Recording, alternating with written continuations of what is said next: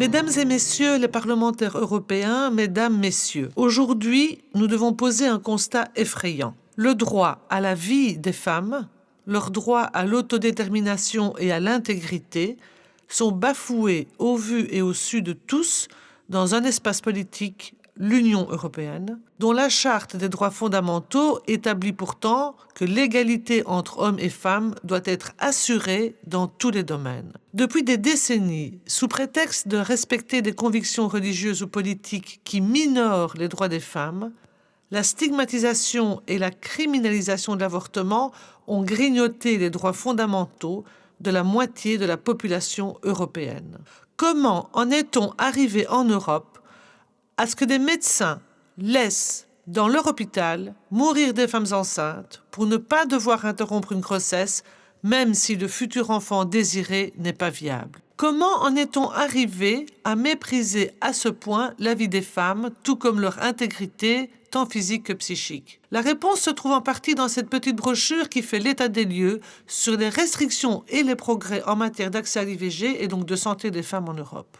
D'année en année, les alertes signalées en rouge ne font que croître et il suffit d'énumérer de manière non exhaustive les catégories de critères par pays pour en mesurer toute la dimension arbitraire. Selon que vous vivez d'un côté ou de l'autre d'une frontière, l'accès à l'IVG sera conditionné à votre âge ou au nombre de vos enfants, à une durée de grossesse dont la fourchette légale dans l'Union européenne va de 9 à 24 semaines. D'autres femmes seront obligées de se confronter à des images ou à des soignants culpabilisants, sans oublier la détresse des Européennes vivant dans des pays qui interdisent totalement l'avortement ou l'empêchent par toutes sortes de moyens malgré un cadre légal. C'est le règne de l'arbitraire. L'accès à l'IVG est un indicateur du degré de démocratie d'un pays. Et là où l'état de droit est menacé, les droits des femmes sont toujours les premières cibles. La prise de conscience provoquée par la décision de la Cour suprême des États-Unis en juin 2022 doit réveiller l'Europe. Un exemple patent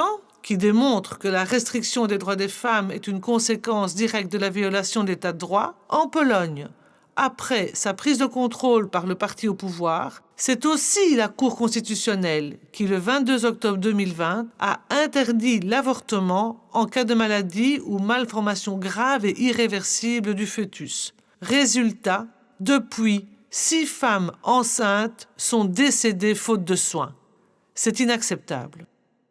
Les stratégies mises en œuvre par des mouvements intégristes et conservateurs traversent les frontières et les mers. Sous couvert de liberté de conscience et de religion, des fillettes maltaises sont obligées de porter des grossesses à terme alors qu'elles n'ont que 12 ou 13 ans. Qui peut accepter cela? Les pressions en Hongrie se muent en véritable torture psychique. En Espagne, l'extrême droite menace, alors qu'en Italie, la politique nataliste cautionne la multiplication des obstacles à l'avortement. L'association des mouvements extrémistes, opposés aux politiques d'égalité avec les intégristes de toutes sortes, forme un cocktail détonnant qui explose aujourd'hui dans toute sa violence sexiste et antidémocratique. Ce front est consolidé par les accords formels passés entre les grands courants religieux au cours des années 2000, comme vient de le rappeler le pape en comparant l'interruption de grossesse à un tueur à gages. La séparation du politique et du religieux, condition sine qua non de la démocratie, doit être garantie. Parce que la criminalisation et les restrictions à l'IVG accablent les femmes et que dissuader les médecins de les aider, c'est les pousser à transgresser le serment d'Hippocrate. Il est plus que temps que l'Europe se saisisse de cette question de santé publique et de respect de la personne humaine, en l'occurrence les femmes. L'Union européenne doit s'appuyer sur le Danemark, la Suède, la France, le Luxembourg ou encore les Pays-Bas, qui développent des politiques volontaristes pour l'accès de toutes à l'IVG.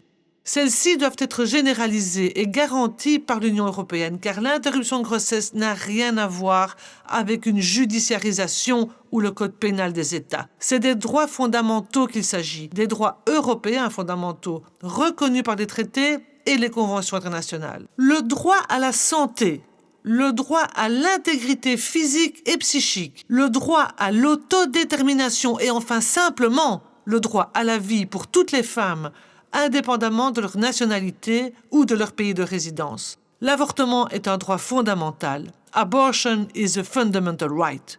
Je vous remercie. Thank you.